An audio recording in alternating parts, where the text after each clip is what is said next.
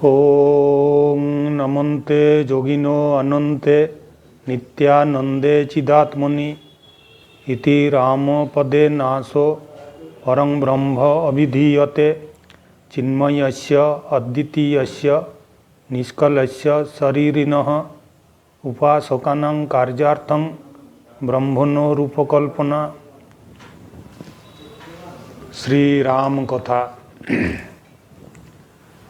आज श्री राम कथाय आमरा भगवान श्रीरामचंद्रेर राज्याभिषेकेर शेषांश निये आलोचना करब। आमरा आगेर दिन देखेछिलाम देवतारा सरस्वतीके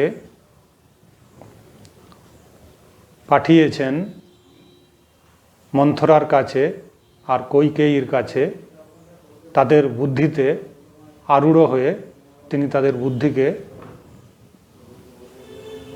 विनष्ट करे देवें, बुद्धिके कुपथे चालित करे देवें। आमरा मंथरा कुब्जार कथा त्रिबक्का कुब्जा मंथरार कथा पर्यन्त आलोचना करेछिलाम। कुब्जा अयोध्या नगरीर प्रासाद शीर्षे उठे देखते लागलो अयोध्यार राजपथे सुंदर सब दृश्य। अयोध्यार नरनारीरा जेन आनंदे आत्महारा हये उठेছে।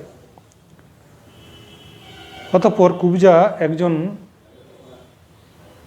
মহিলাকে জিজ্ঞাসা করলেন, আচ্ছা মা, তো আজ যে নগর বিচিত্র সাজে সজ্জিত হয়েছে আর মহারানী কৌশল্যাই এত আনন্দপূর্বক ব্রাহ্মণ ও সাধুদের উপহার প্রদান করছেন আর অন্যান্য গরিব মানুষদেরও তিনি যে বস্ত্র ভূষণ বিতরণ করছেন, এর কারণ কি?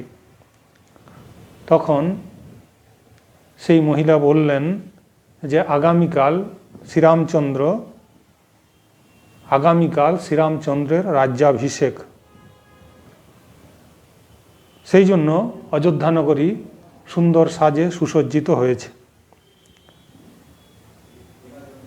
এটা শোনা মাত্রই মন্থরা কুব্জার মন যেন দুঃখ ভারাক্রান্ত হলো। সে ছুটতে ছুটতে কৈকেয়ীর নিকট গমন করল। তখন বিশালাক্ষী কৈকেয়ী ছিলেন রাজা দশরথের রানীদের মধ্যে সব থেকে সুন্দরী। সেই জন্য রাজা দশরথও কৈকেয়ীর প্রতি তার একটা আলাদা দুর্বলতা ছিল। এই কৈকেয়ী তখন পালঙ্কে উপবিষ্টা ছিলেন। আমরা আগেই বলেছি যে মন্থরা কুব্জা ছিলেন কৈকেয়ীর সখী হয়েও তিনি তার দাসীর কাজ করতেন। সেই তিনি এসেই কৈকেয়ীকে বলছেন, মন্থরা, হে অভাগিনী মূর্খা, আজকে তোর মহা সংকট উপস্থিত হয়েছে। তুই নিজেকে পরমা সুন্দরী মনে করে গর্ববশত হে মত্তগামিনী তুমি কোনো বিষয়েই সংবাদ রাখো না। দেখো, রাজা দশরথের কৃপায় আগামীকাল রামচন্দ্রের রাজ্যাভিষেক হবে। এটি শ্রবণমাত্রই প্রিয়বাদিনী কৈকেয়ী উঠে দাঁড়ালেন এবং দিব্য রত্ন জড়িত সুবর্ণ নূপুর কুব্জাকে প্রদান করে বললেন যে এত অতি আনন্দের সংবাদ, এতে কি পরম সংকট উপস্থিত হয়েছে? এরূপ বলছিস কেন? রাম তো ভরতের অপেক্ষাও অধিক হিতকারী ও মধুরভাষী। সে কৌশল্যা ও আমাকে সমানভাবে দর্শন করিয়া থাকে এবং সর্বদা আমার সেবাপরায়ণ হয়ে থাকে। হে মূর্খা, রামকে ভয়ের কারণ কেন মনে করিতেছিস আমাকে বল। ইহা শুনিয়া বিনা কারণে শত্রুতাকারিণী কুব্জা মন্থরা অত্যন্ত বিষণ্ণ চিত্তে বলিতে লাগিল, হে দেবী, আমার কথা শোন। বাস্তবিকই হে দেবী, আমার কথা শোনো, বাস্তবিকই তোমার অতিশয় সংকট উপস্থিত হইয়াছে। মহারাজ তোমার মনোরঞ্জন করিবার জন্য সর্বদা শ্রুতিমধুর বাক্য বলিয়া থাকেন। তিনি অতিশয় কামুক ও মিথ্যাবাদী। তোমাকে কেবল বাক্য দ্বারা সন্তুষ্ট করিয়া রামের মাতার ইচ্ছানুযায়ী সর্বকর্ম সুসম্পন্ন করিয়া থাকেন। দেখো আমার মনে এইরূপ ইচ্ছা করিয়াই তিনি কনিষ্ঠ ভ্রাতা শত্রুঘ্ন সহিত তোমার পুত্র ভরতকে মাতুলালয়ে প্রেরণ করিয়াছেন। মন্থরা কুব্জা নানা রকম বুদ্ধি দিচ্ছে যে দেখো তোমার আজ দুর্দিন উপস্থিত হয়েছে। তুমি ভাবছ রাজা দশরথ তোমাকেই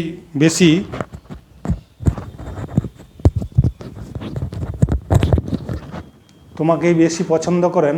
এটি কিন্তু ঠিক নয়, কারণ তিনি রামকে রাজ্যাভিষেকে অভিষিক্ত করবেন বলেই গতকালই ভরত এবং শত্রুঘ্নকে মাতুলালয়ে প্রেরণ করেছেন। আর তুমি সেই রাজা দশরথের কথা শুনে সব কর্ম সম্পন্ন করে থাকো। সুমিত্রাই সর্ববিষয়ে অনুকূল হইবে, ইহাতে সন্দেহ নাই। কারণ লক্ষণ রামের অনুগামী বলিয়া সেও রামের সহিত রাজ্য ভোগ করিবে। আমরা আগেই বলেছি, সরস্বতী কুব্জা মন্থরার হৃদয়ের মধ্যে প্রবেশ করে তার বুদ্ধিকে ভ্রষ্ট করে দিচ্ছেন, বুদ্ধিকে বিপদগামিনী করে দিচ্ছেন।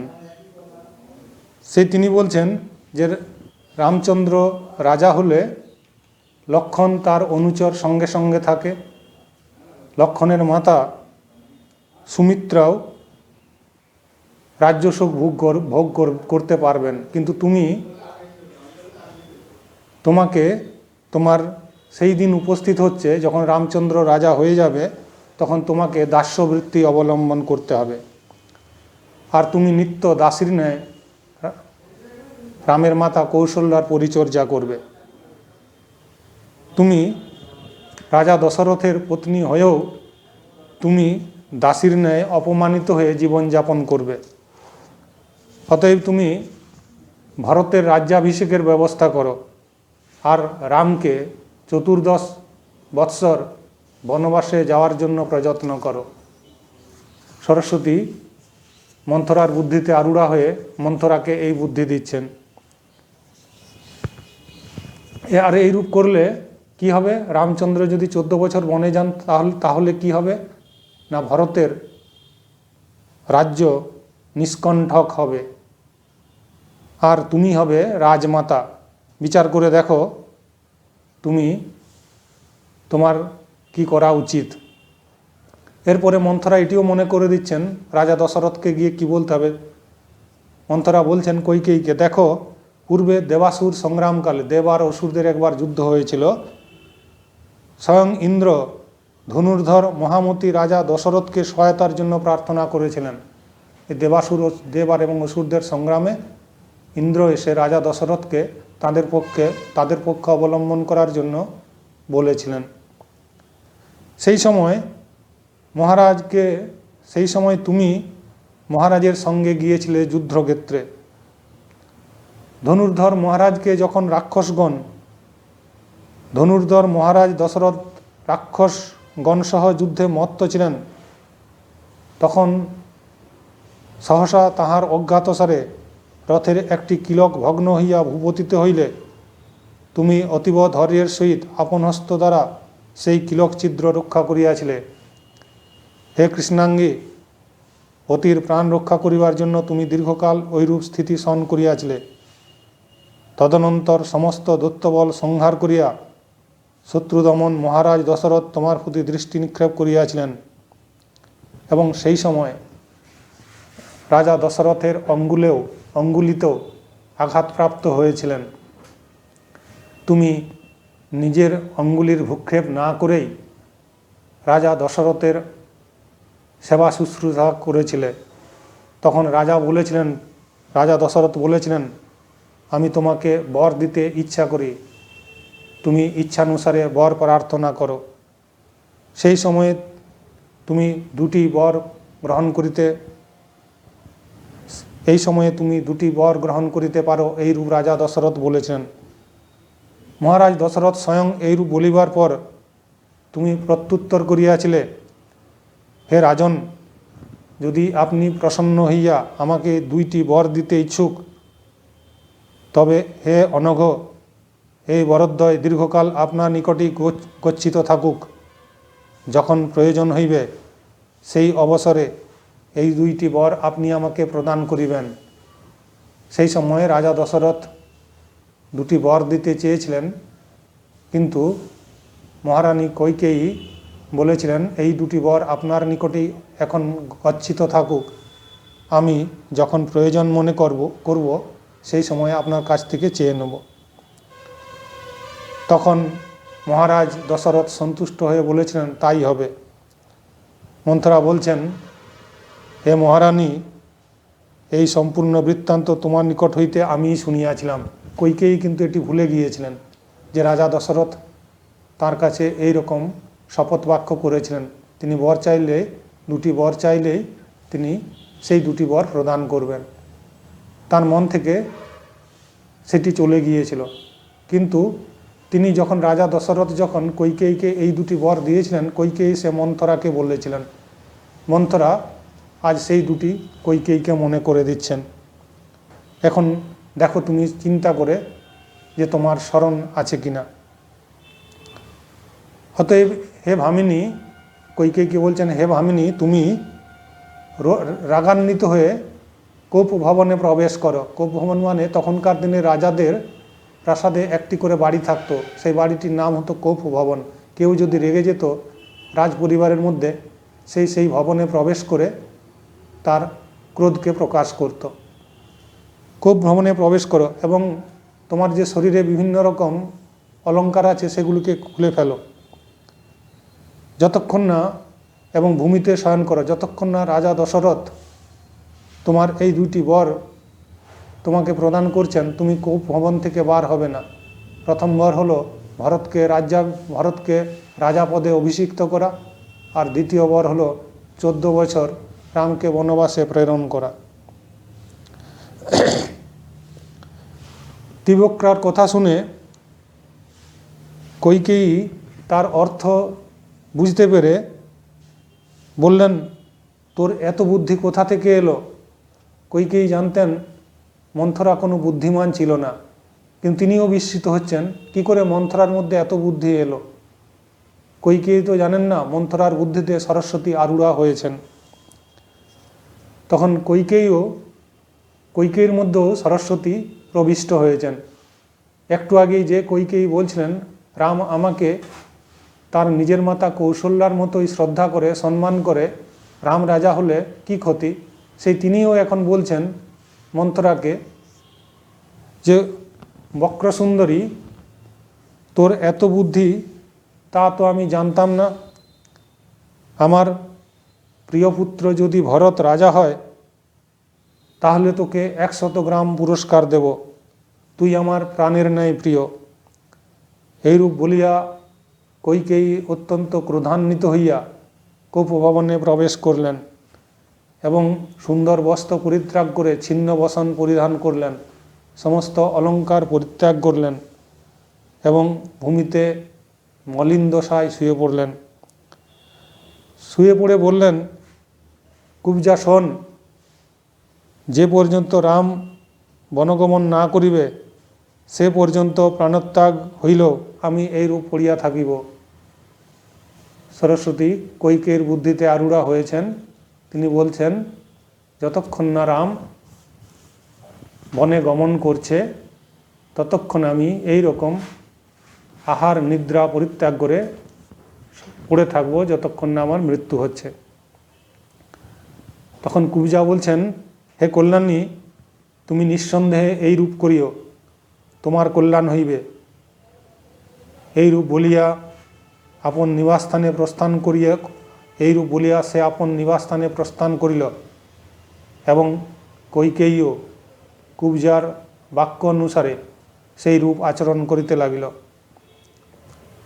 ইহা অতি সত্য যে অত্যন্ত ধৈর্যবান, দয়ালু, সদ্গুণী, সদাচারী, নীতিজ্ঞ, কর্তব্যপরায়ণ, গুরুভক্ত এবং বিদ্যা বিনয় সম্পন্ন হইলেও যদি কোনো ব্যক্তি নিরন্তর অত্যন্ত পাপ বুদ্ধি দুষ্ট ব্যক্তির সঙ্গ করে, তাহা হইলে তাহার বুদ্ধিও সেই দুষ্ট ব্যক্তির বুদ্ধি দ্বারা প্রভাবিত হইয়া তদ্রূপ হইয়া যায়।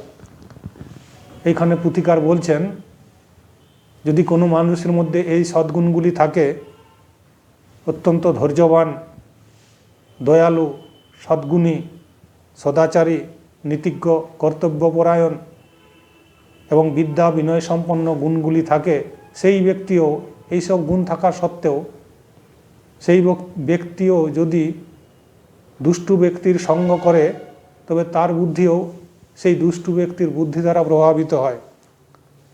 অতএব দুষ্টগণের সঙ্গ সর্বদাই পরিত্যজ্য। এই জন্য দুষ্ট লোকের সঙ্গ সবসময় পরিত্যাগ করতে হয়, কারণ দুষ্টু সঙ্গবশত পুরুষ এই রাজকন্যা কৈকেয়ীর ন্যায় স্বকীয় পুরুষার্থ হইতে ভ্রষ্ট হইয়া থাকে।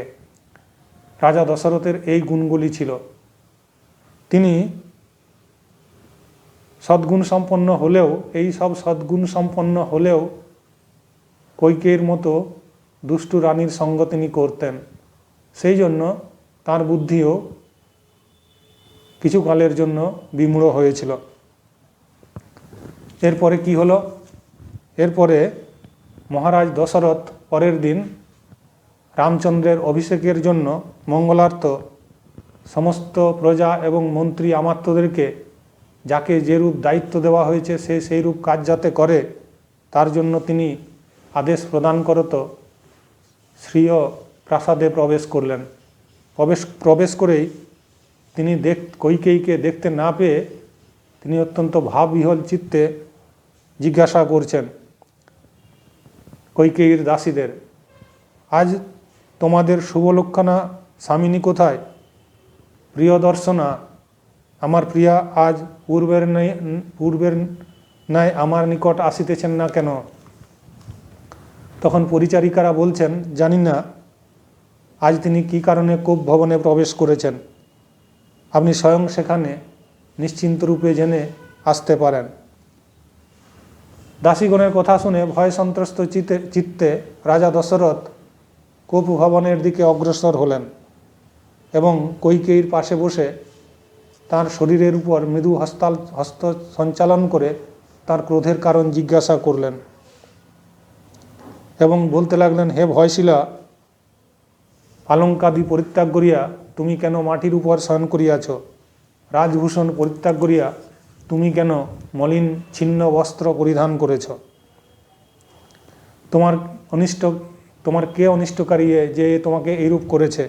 সে স্ত্রী বা পুরুষ যে হউক, আমি তাকে দণ্ডবিধান করব। তুমি বলো, কে তোমার জন্য এ করেছে?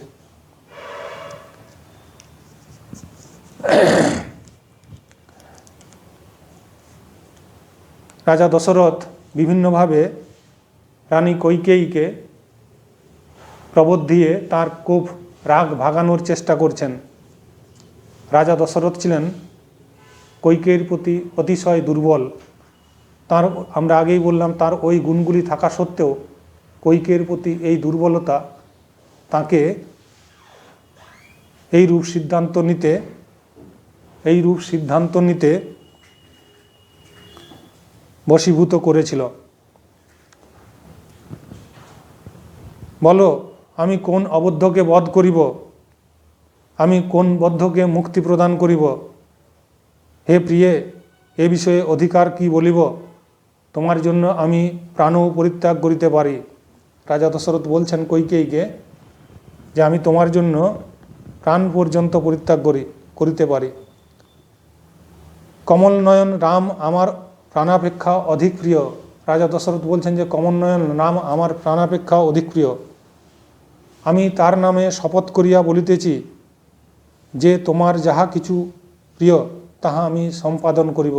কৈকেয়ীর ক্রোধকে প্রশমিত করার জন্য রাজা দশরথ এইরূপ প্রতিজ্ঞা করছেন রামের নাম নিয়ে, যে আমি রামের নাম নিয়ে শপথ করছি, তুমি যাহা কিছু চাইবে বা যাহা কিছু বলবে আমি সেটি সম্পাদন করব। তখন কৈকেয়ী ধীরে ধীরে চোখ মুছতে মুছতে, নয়নের অশ্রু কাপড়ে মুছতে মুছতে বলছে, হে রাজন, আপনি সত্য প্রতিজ্ঞ ও শপথ করেছেন। এইমাত্র রাজা দশরথ শপথ করলেন রামের নাম নিয়ে যে তুমি যা চাইবে, যা কিছু করতে বলবে আমি সম্পাদন করব। আমি জানি, কৈকেয়ী বলছেন, আমি জানি তুমি সত্য প্রতিজ্ঞ এবং শপথ বাক্যকে একবার শপথ নিলে তা তুমি সম্পাদন করো। এবং আমার প্রার্থনা হলো, তুমি আমাকে দুটি বর দেবে বলেছিলে, সেই বর দুটি আমি তোমার নিকট গচ্ছিত রেখেছিলাম। সেই বরদ্বয় আজ আমি প্রার্থনা করছি আমার, এবং শীঘ্রই আপনি আমার বরদ্বয় পূর্ণ করুন। আমার প্রার্থিত বরের মধ্যে আপনার কাছে আমি প্রথম বর চাইছি, আমার প্রিয় পুত্র ভরতকে রাজ্যাভিষেকের জন্য সংগৃহীত সামগ্রীসমূহের দ্বারা চৌবরাজ্য পদে অভিষিক্ত করুন। প্রথম বর হলো ভরতকে রাজা করুন।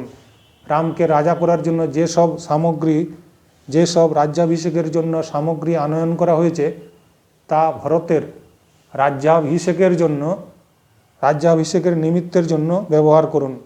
আর দ্বিতীয় বর এই, রামকে শীঘ্রই দণ্ডকারণ্যে প্রেরণ করুন। 14 বছরের জন্য রামকে বনবাসে প্রেরণ করুন। রাম সেখানে, কৈকেয়ী সেটিও বলে দিচ্ছেন, রাম সেখানে কীরকম থাকবেন, তিনি রাজার বেশে থাকতে পারবেন না। রাম সেখানে জটাবক্কলাদি মুনিবেশ ধারণ করিয়া কন্দমূল ফলাদি সহায়ে জীবন ধারণ করত 14 বৎসর বাস করিবে।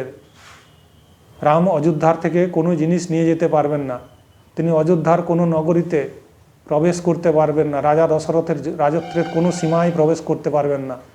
তিনি দণ্ডকারণ্যে গিয়ে, সেইখানে গিয়ে গাছের ছাল পরিধান করে থাকবেন, চুল আঁচড়াতে পারবেন না, চুলকে জটা তৈরি করতে হবে বট গাছের ক্ষীর দিয়ে, আর জঙ্গলে যা ফলমূল পাওয়া যায় সেই ফলমূল দিয়েই তাকে গ্রাসাচ্ছাদন করতে হবে, কোনো কিছু খাবার আপনি তাকে প্রেরণ করতে পারবেন না।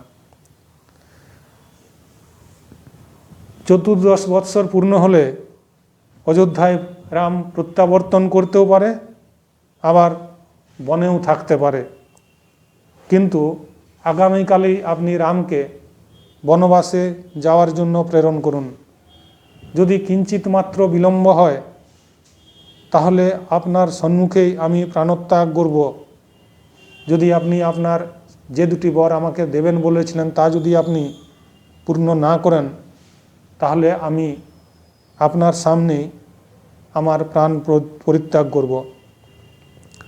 কৈকেয়ীর এই প্রকার রোমাঞ্চকারী কঠোর বচন শ্রবণ করিবা মাত্র মহারাজ দশরথ বজ্রাহত পর্বতের ন্যায় ভূপতিত হইলেন। তিনি ধীরে ধীরে নেত্রোদয় উন্মিলনপূর্বক সভয়ে অশ্রু সম্বরণ করত মনে মনে এইরূপ বলিতে লাগিলেন, আমি কি দুঃস্বপ্ন দেখিতেছি, অথবা আমার চিত্ত ভ্রম উপস্থিত হইয়াছে।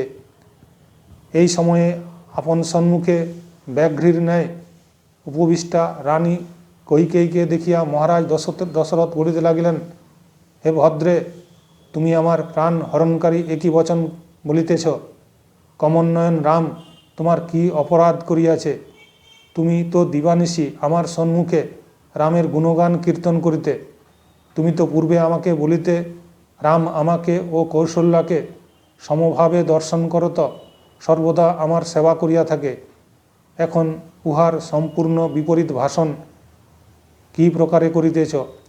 তুমি স্বীয় পুত্র ভরতের জন্য রাজ্যভার গ্রহণ করো, কিন্তু রামকে স্বগৃহে থাকিতে দাও। হে বামে, তুমি আমার প্রতি কৃপা করো, রাম তোমার কোনো ভয়ের কারণ হইবে না। রাজা দশরথ যেন বজ্রাহতের ন্যায় মাটিতে পড়ে গেলেন। আর ক্রন্দন করতে করতে কইকেয়ীকে বলছেন, তোমার বুদ্ধি কি হলো? তুমি তো আগে বলতে রাম তোমাকে এবং রামের নিজের মাতা কৌশল্যাকে সমানভাবে দর্শন করে, সমানভাবে সেবা করে। আজ তুমি এরূপ বিপরীত কথা বলছো কেন? ঠিক আছে, তুমি ভরতকে রাজা করতে চাও, রাজা হোক, রামকে আমি তা বলবো, কিন্তু রামকে স্বগৃহে থাকতে দাও। রাম তোমার কোনো ভয়ের কারণ হবে না। এইরূপ বলে অশ্রুপর্ণ নয়নে রাজা দশরথ কইকেয়ীর চরণে পতিত হলেন। কিন্তু আমরা আগেই বলেছি, কইকেয়ীর বুদ্ধিতে সরস্বতী আরূঢ়া হয়ে তার বুদ্ধিকে ভ্রষ্ট করে দিয়েছেন। তিনি বলছেন, হে রাজন, আপনি একটু আগেই বললেন, রামের নাম নিয়ে প্রতিজ্ঞা করলেন, আমি যা চাইবো আপনি তাই দেবেন, আবার এখন বলছেন যে না, রামকে গৃহে থাকতে দাও, ভরতকে রাজা করো। তা হয় না। আপনি প্রতিজ্ঞা ভঙ্গ করলে আপনার নরকে গতি হবে। যদি আগামী করল প্রাতকালে রামচন্দ্র মৃগচর্ব ও বক্কল পরিধান করত বনগমন না করে, তবে আপনার সম্মুখে আমি উদ্বন্ধনে বা বিষভক্ষণে প্রাণত্যাগ করিব। কইকে বলছেন, যদি আগামীকালই রাম না বনে গমন করে, তা আপনার সামনেই আমি হয় গলায় দড়ি দিয়ে নাই বিষ খেয়ে প্রাণত্যাগ করব। আর আপনি সত্য প্রতিজ্ঞ বলিয়া যে কথা সংসারে প্রচলিত আছে, সেটি মিথ্যা বলে প্রতিপন্ন হবে। রামের নামে শপথ করে আপনি মিথ্যা প্রতিপন্ন করিতেছেন, অতএব আপনার গতি নরকে হবে। কইকেয়ীর এইরূপ কঠোর বচন শ্রবণ করিয়া মহারাজ দশরথ দুঃখ সমুদ্রে নিমগ্ন হইলেন এবং অত্যন্ত ব্যাকুল হইলেন। তখন তাহার সংজ্ঞাহীন মূর্ছিত দেহ সব দেহের ন্যায় ভূমিতে পতিত হইল। রাজা দশরথ দেখলেন যে না, কইকেয়ীর মনেতে যে গরল, যে বিষ উঠেছে, সেই বিষ প্রশমিত হওয়া সম্ভব নয়। রাজা দশরথ মাটিতে সংজ্ঞাহীন ও মূর্ছিত হয়ে পড়ে গেলেন। রাজা দশরথের এই হলো শেষ শয়ন। এরপর তিনি কিছুদিন বেঁচে ছিলেন, প্রায় 1 বছর, কিন্তু তিনি আর ঘুমির থেকে উঠতে পারেননি। তিনি একটু আগেই বললেন যে রাম তার প্রাণের অপেক্ষা অধিক প্রিয়। সেই রাম যদি বনে গমন করে, তার প্রাণ যে সংজ্ঞাহীন হবেই তা বলার অপেক্ষা রাখে না। এই প্রকারে অত্যন্ত দুঃখের সহিত মহারাজ দশরথ সেই রাত্রি সেইখানেই পড়ে থাকলেন। অত্যন্ত দুঃখের সহিত সেই রাত্রি অতিবাহিত হতে লাগলো। সেই রাত্রি যেন তার কাছে দীর্ঘ এক রাত্রি মনে হলো। যখন মানুষের জীবনে দুঃখের রাত্রি আসে, সেই রাত্রি যেন কাটতে চায় না। রাজা দশরথেরও সেই অবস্থা হলো। আজ আমাদের সময় হলো পরের শনিবার এই অংশের এই শেষাংশ। ওং রামায় রামচন্দ্রায় রামভদ্রায় বেধসে রঘুনাথায় নাথায় সীতয়া পতয়ে নমঃ।